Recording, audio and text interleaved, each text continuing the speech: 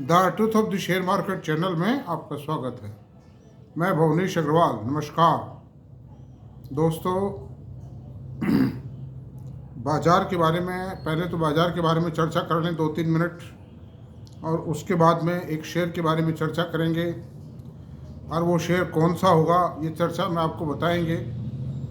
लेकिन ऐसा शेयर होगा जो शेयर बाज़ार की मैराथन दौड़ में सबसे ज़्यादा आगे दौड़ने को तैयार है। उस पर आज हम विस्तृत चर्चा करेंगे। एक एक चीज़ को आपको खोल के बताएंगे, उसके हानि लाभ को बताएंगे, पूरा डिस्कशन करेंगे। जो हिंदुस्तान की सबसे बड़ी कंपनी बन सकती है आज मतलब। तो चलते हैं बाजार के अंदर। देखिए, एफआईज ने 3411 करोड़ का माल बेचा मंगलवार को, यानी कल, और डीआई ने 2783 करोड़ रुपए का माल खरीदा। गैप रहा एफआई और डीआई के अंदर 700 करोड़ रुपए का, करीब 650 करोड़ रुपए का। अब सवाल ये उठता है कि ऐसे कौन सा बहादुर है जिसने ये 650 करोड़ का माल खरीदा। मैं रिटेल इन्वेस्टर तो 650 करोड़ का माल नहीं उठा सकते, तो पक्की बात है। ये माल उठाया है एचएनआईज ने उठाया है, या तो एनआरआईज ने उठाया है, या कॉरपोरेशन ने खुद ने जो ऊंची रेटों में बेच दिया था वो नीचे रेटों में माल उठाया है। 700 करोड़ का माल एक दिन में बहुत होता है। रिटेल इन्वेस्टर बेचारा कितना खरीदेगा कैश के अंदर? 150, 25 करोड़, 40 करोड़ का खरीद लेगा। तो इससे ये आभास मिलता है कि ये माल तो बिका है, ये तो पक्की बात है। स्टॉक एक्सचेंज के जो फिगर्स हैं वो गलत नहीं हो सकते, ऑथेंटिक फिगर्स हैं वो। तो ये जो 700 करोड़ का माल बिका है, ये एचएनआईज ने, मैनेजमेंट्स ने, और बड़े जो एनआरआईज हैं उन्होंने जरूर खरीदा होगा। डिलीवरी उठी होगी माल की। ये वो माल है जो डिलीवरी उठी। अच्छा, अब मैं बात कहता हूं कि मंगलवार से पहले कि कुछ 5-6 दिनों में, यानी कल से पहले के 5-6 सेशंस में एफआईज की पकड़ ढीली पड़ गई थी। सेल जो थी वो ढीली पड़ गई थी। 1200, 1400, 1500 करोड़ की कर रहे थे 5-6 दिन से, और बाजार के विशेषज्ञ ये मान रहे थे कि एफआईज की सेल अब ढीली हो गई। लेकिन जैसे ही बाजार के अंदर थोड़ी बढ़ताई, फिर उन्होंने माल ठोका 3400 करोड़ का। तो इससे मेरा निष्कर्ष ये निकलता है कि उनका उद्देश्य इस बाजार को तोड़ना नहीं है, बल्कि बढ़े हुए बाजार में, थोड़े ठीक ठाक बाजार में, ऊंचाई से तो गिरा दिया इन्होंने बाजार को, इफेक्ट है। उस थोड़ा सा स्थिर बाजार में जितना प्रॉफिट वसूल कर सको, प्रॉफिट बुक कर सको करो, और बाजार गिरता है तो सेलिंग को बंद कर दीजिए। यही मैं कहता था कि बाजार को क्रैश नहीं कर पाएंगे, क्रैश करेंगे नहीं एफआईज, क्योंकि इनका उद्देश्य बाजार गिराना नहीं है। इनका उद्देश्य तो तरोताज़ा बाजार में मुनाफे की वसूली करना है। तो आप ट्रेंड देख लीजिए। मैं आपसे बताता हूँ कि नवंबर के महीने में एफआईज ने 34,348 करोड़ रुपए का माल बेचा है। यानी आज 20 अभी 18 तारीख तक मान लीजिए आप, 18 में आप करीब 14-13 सेशन हुए होंगे, उसमें 34,348 करोड़ का माल बेचा। यानी 2/3 ऑफ द मंथ में, पूरे महीने में बेचेंगे तो 50,000 करोड़ का बेच लें। इतना भी नहीं बेचेंगे, मैं समझता हूँ नहीं बेचेंगे, क्योंकि अब बाजार ढलता आया और ढल गया। इन डेटों में वो भी कोई बहुत ज़्यादा नहीं बेचते। ये उन शेयरों को ठोक रहे हैं जिन शेयरों के भाव अभी भी थोड़े ठीक ठाक, तोड़ के दोबारा ले लेंगे टूटने पर, क्या दिक्कत है इनको। अच्छा, और नवंबर में डीआई ने 31,636 करोड़ का माल खरीदा है। यहाँ केवल 3,000 करोड़ का गैप है। तो ये 3,000 करोड़ का माल भी या तो मैनेजमेंट्स ने खरीदा है, या एचएनआई ने खरीदा है, या एनआरआई ने खरीदा है, या तीनों ने मिलकर खरीदा, थोड़ा थोड़ा जो भी है। 3,000 करोड़ का माल भी एक्चुअली डिलीवरी उठ जाना कोई मामूली बात नहीं। अच्छा, अब अक्टूबर की बात करें अपन, तो अक्टूबर में जब बाज़ार ताज़ा था, अक्टूबर के शुरुआती दिनों में बहुत मजबूत बाज़ार था और इनको ये अंदर से भनक लग चुकी थी इनसाइडर न्यूज़ के ज़रिए कि कॉरपोरेट सेक्टर के रिजल्ट घटिया आ रहे हैं। तो उसमें इन्होंने माल बेचा शुरुआती में, अक्टूबर के शुरुआत में ही 10-15 हज़ार करोड़ का माल एक दिन बेचा है।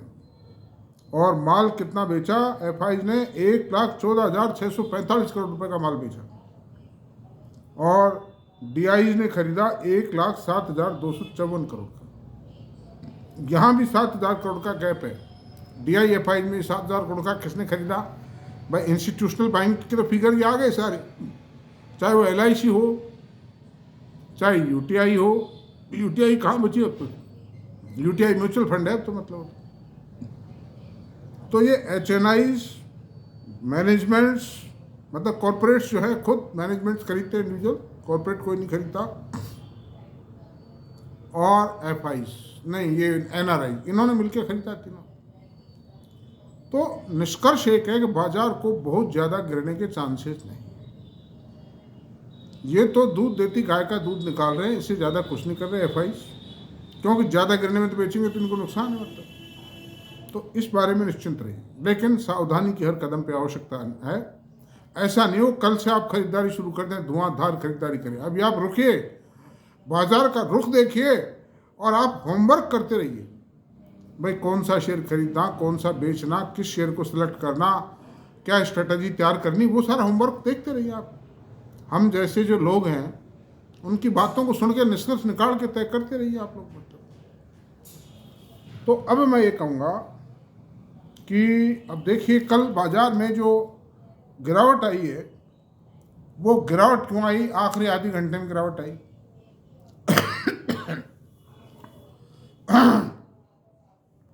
जब एफआईज का सेलिंग प्रेशर बढ़ता चला गया तो बाजार गिर गया, वरना बाजार चढ़ा हुआ था। लेकिन उसके बावजूद भी कल बाजार प्लस में बंद हुआ है। ठीक है, हायर लेवल मेंटेन नहीं कर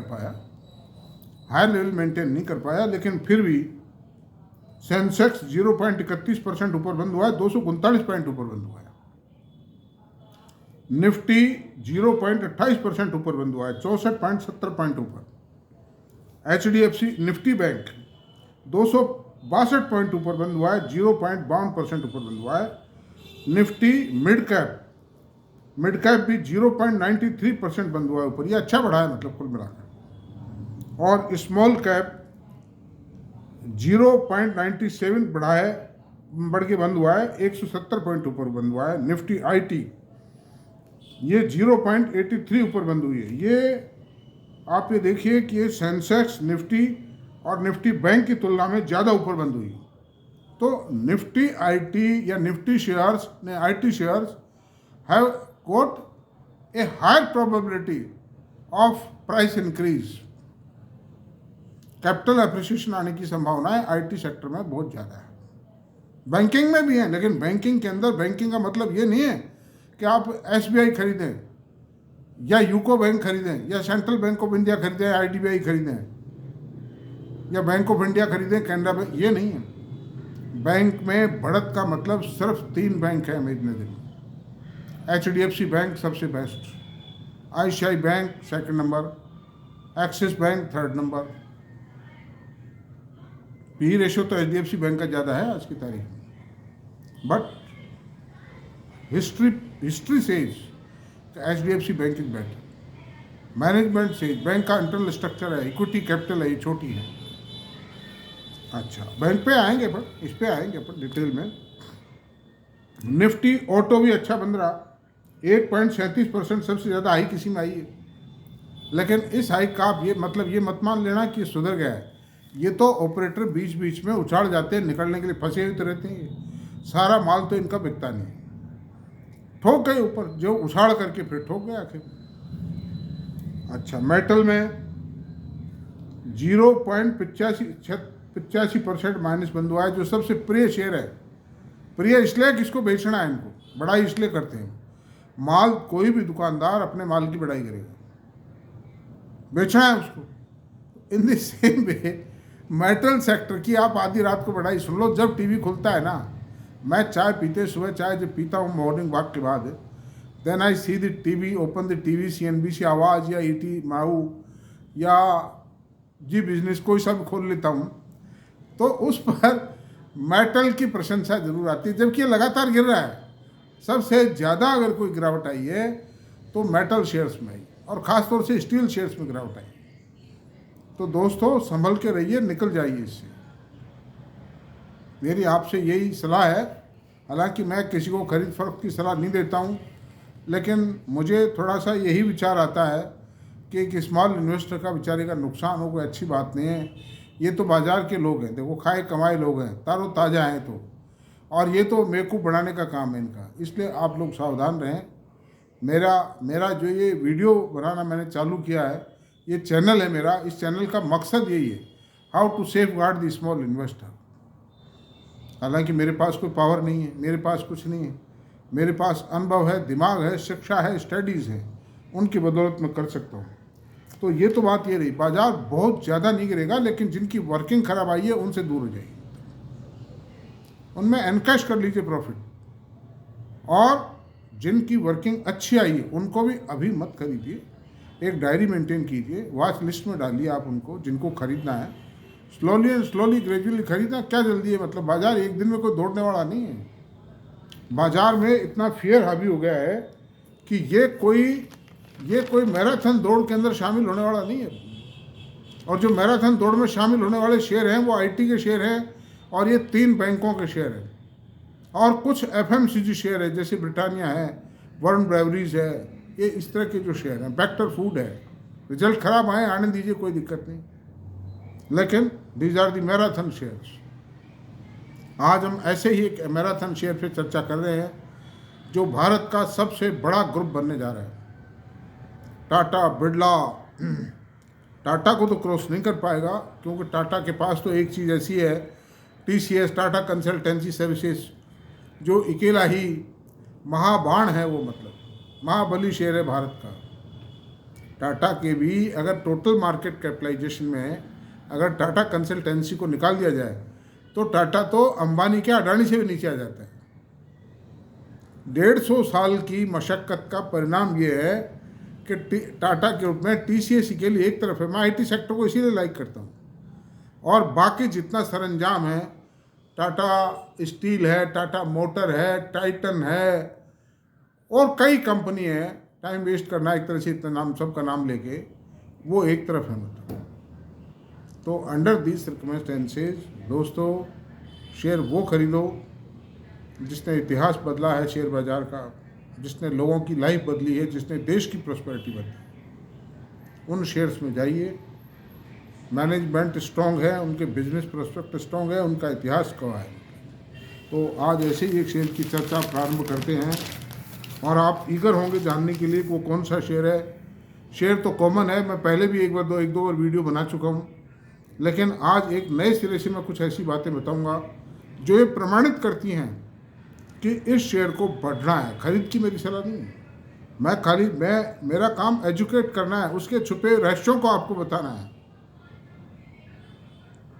मैं खरीद फरोख्त के चक्कर में नहीं पड़ता हूँ। आप मुझे कई लोना देवें कि साहब आपके उस महाबली शेयर का क्या हुआ, कोई लोग टोंट कसें मुझ पर, तो वो कोई मतलब नहीं है। मैं कोई सुनने वाला नहीं हूँ किसी की भी, क्योंकि मैं किसी से कोई एफिलेटेड नहीं हूँ, ना मैं किसी से फीस लेता हूँ, ना मेरा कोई चार्म है इसमें। मेरा चार्म सिर्फ ये है, एक सेवा के उद्देश्य से मैंने काम शुरू किया है, और अगर आप चाहें तो देख लीजिए, जैसे भी आप करें, मुझे कोई मतलब नहीं है, मैं कोई रिकमेंडेशन नहीं।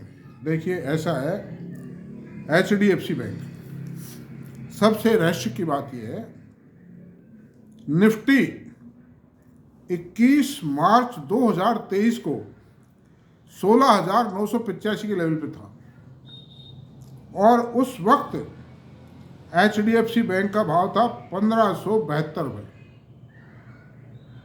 अच्छा, आज जब निफ्टी 25,899 से आकर के और 23,500 पे फिसला है, गिरा है, और गिरावट भी कोई मामूली नहीं आई, 2,000 पॉइंट की, मतलब करीब 10% की गिरावट आ चुकी है।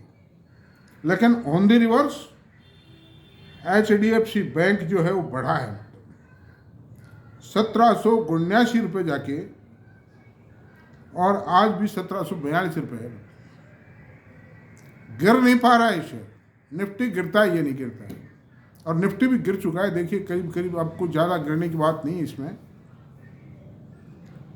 1742 रुपये है, मतलब निफ्टी गिरा और ये बढ़ा है, जस्ट रिवर्स। तो ये शो करता है कि इसमें इनहेरेंट स्ट्रेंथ आ चुकी है, और जो मॉर्गन स्टैनले का जो इंडेक्स है उसमें भी इसका वेटेज बढ़ा है, मतलब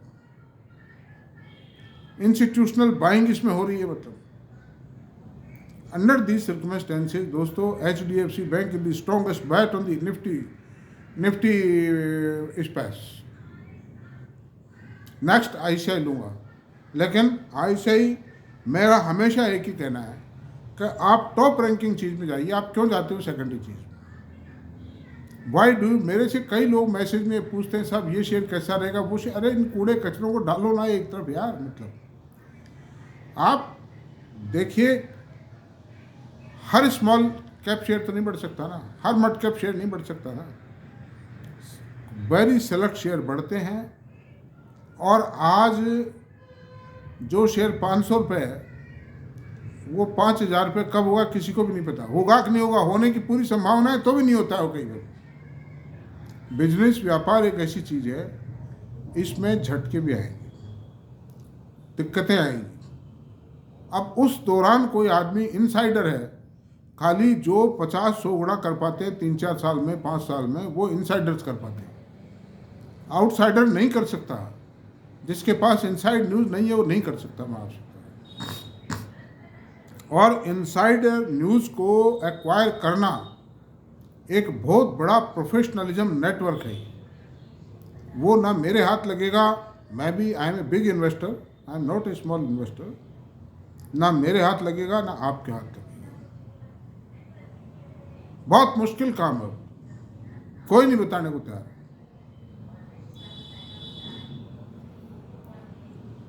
एक कंपनी के अंदर मेरे क्लोज मतलब रिश्तेदार सेकंड पोजीशन पर है।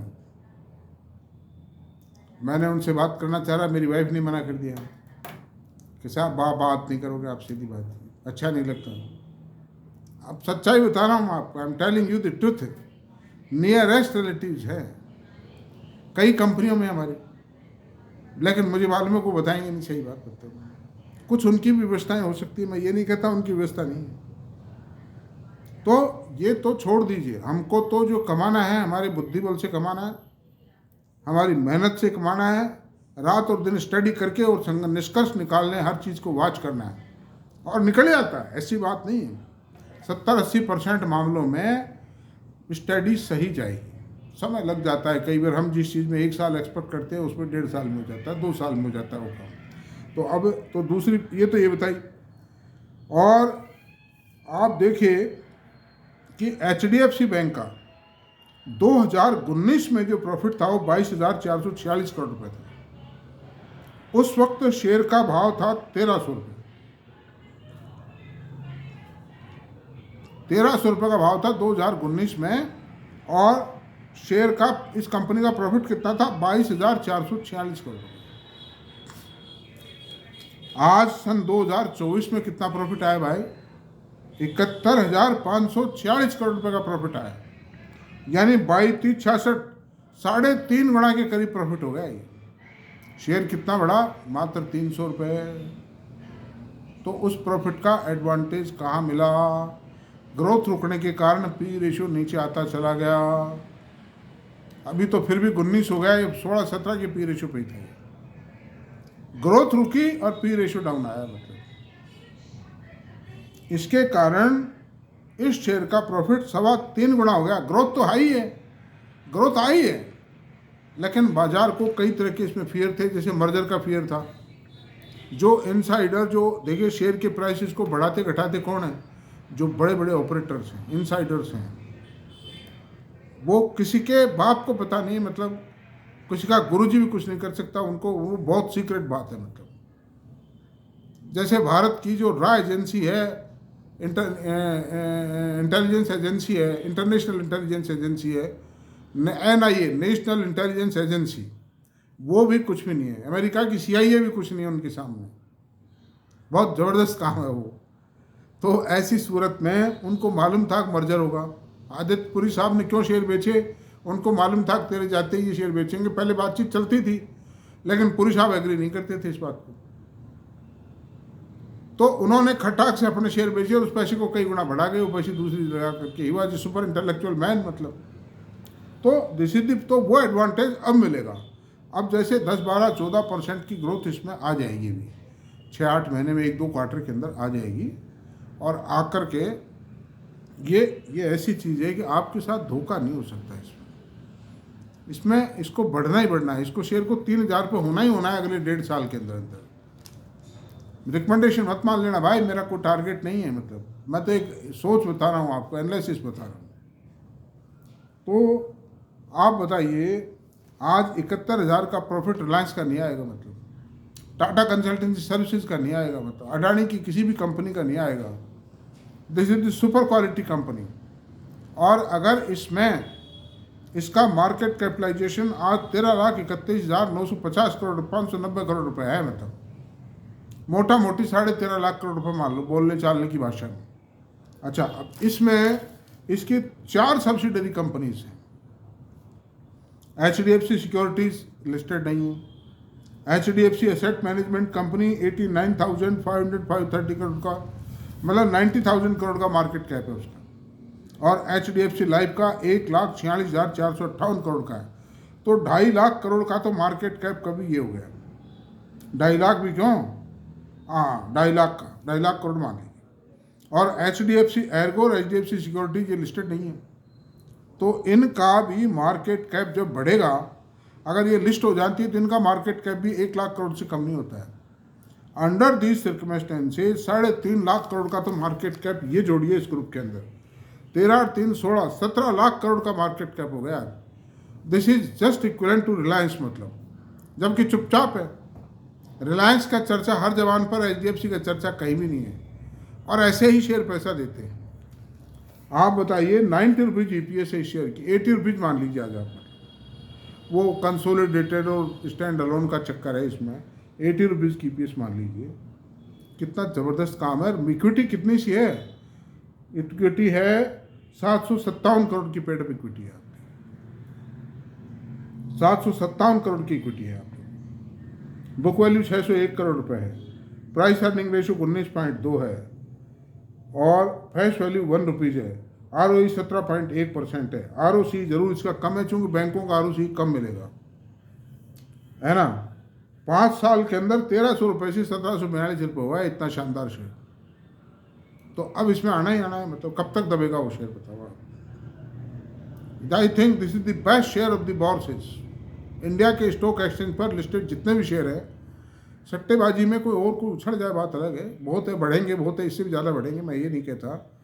लेकिन जो सेफ एंड सिक्योर्ड इन्वेस्टमेंट है वो HDFC बैंक है आज यार। 5 साल तक कितने शानदार कंपनी में जिसका प्रॉफिट तो 3.5 गुना हो गया, लेकिन शेयर नहीं बढ़ा, मतलब सरप्राइजिंग है ये। मतलब तो वो प्रसादी अब आएगी। और आप देखिए कि इसकी 8851 ब्रांचेज हैं, 20,938 ATM, और इतना ज़्यादा एक्सपांशन कर रहे हैं ये, इतनी ब्रांचेज खोल रहे हैं। मेरा घर जो रेजिडेंस है उसके 1 किलोमीटर के रेडियस में कम से कम 6 ब्रांच है। मतलब आपको अगर चारों तरफ घूम जाऊं मैं 1 किलोमीटर के रेडियस में 6-7 ब्रांच है आपसे। एक ब्रांच तो मेरे घर से कोई 50 गज की दूरी पर ही है, मेन रोड पे मकान है मेरा। वो ब्रांच भी मेरे से बस कोई 50 गज भी नहीं होगा, 30-40 गज की दूरी पर ही आपसे। जहाँ देखो वहीं HDFC बैंक है। तो ऐसी, अच्छा NPA 0.33 है, ग्रोस NPA 1.24 है, which is lowest in the banking industry. और क्या चाहते हो भाई दोस्तों। इसलिए मेरा आपसे निवेदन है ये कि ये मैराथन दौड़ में सबसे आगे निकलेगा ये शेयर। ये जो चूहे बिल्ली कूद जाते हैं और कूदते फादते रहते हैं उनकी बात छोड़ दीजिए, बाकी शेयर जो जंप लगाता है वो जंप देखने लायक ही होती है। अब आज का टाइम बहुत हो गया, 24 मिनट हो गए हैं, आज इतना ही रहने देते हैं। और आप विचार करें, रिकमेंडेशन मेरी कुछ नहीं, आप अपने फाइनेंशियल एडवाइजर से राय लें। मतलब मेरे पास भी ये शेयर, मेरे बेटे के पास है ये share, he is having the share in bulk quantity. और बस ठीक है, अगर मेरा वीडियो पसंद आया तो प्लीज़ इसको सब्सक्राइब करें, लाइक करें, शेयर करें, कमेंट करें। Thank you very much.